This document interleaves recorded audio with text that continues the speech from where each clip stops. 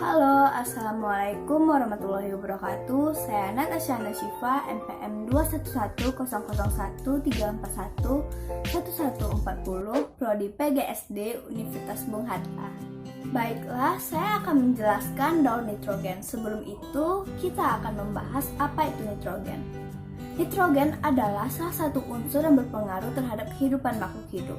Gas nitrogen banyak terdapat di atmosfer, yaitu 80% di udara. Namun, makhluk hidup tidak bisa langsung mengambil nitrogen dari udara karena untuk mengambil nitrogen membutuhkan energi yang cukup kuat.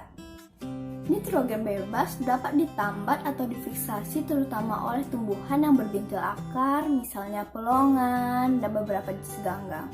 Nitrogen bebas juga dapat bereaksi dengan hidrogen atau oksigen dengan bantuan kilat atau petir. Siklus nitrogen adalah proses konversi senyawa yang mengandung unsur nitrogen menjadi berbagai macam bentuk kimiawi yang lain. Transformasi ini dapat terjadi secara biologis maupun non-biologis. Beberapa proses penting pada siklus nitrogen yaitu fiksasi nitrogen, mineralisasi, dan denitrifikasi. Sekarang saya akan menjelaskan proses nitrogen secara singkat. Yang pertama adalah amonifikasi, yaitu proses penguraian amonia menjadi N2. Kedua adalah nitrifikasi, yaitu proses pembentukan asam nitrat dari amonia. Dan yang ketiga adalah nitritasi, yaitu proses pembentukan asam nitrit dari amonia. Keempat adalah nitratasi, yaitu proses pembentukan asam nitrat dari asam nitrit.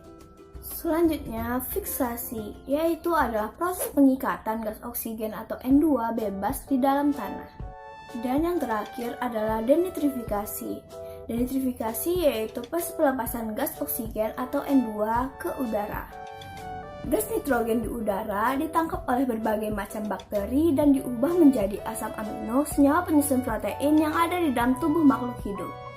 Senyawa yang dihasilkan oleh bakteri tadi bisa diserap sama tanaman, terus tanamannya dimakan sama hewan termasuk kita manusia.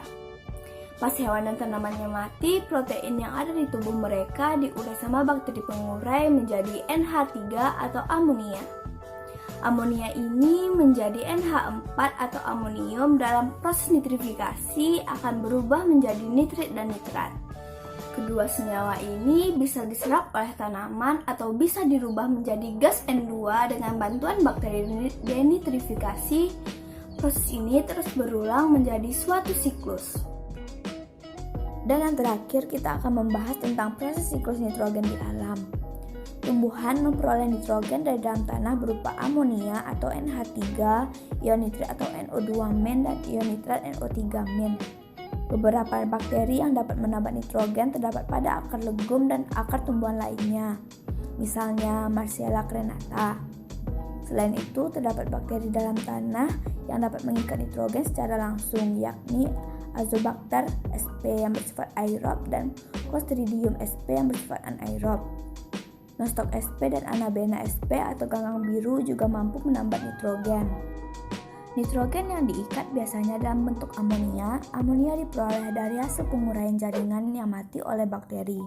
Amonia ini akan dinitrifikasi oleh bakteri nitrit yaitu Nitrosomonas dan Nitrosococcus menjadi nitrit atau NO2. Ion nitrit berubah menjadi nitrat atau NO3 dengan bantuan bakteri Nitrobacter sehingga menghasilkan nitrat yang akan diserap oleh akar tumbuhan. Selanjutnya, oleh bakteri denitrifikan, nitrat diubah menjadi amonia kembali dan amonia diubah menjadi nitrogen yang dilepaskan ke udara.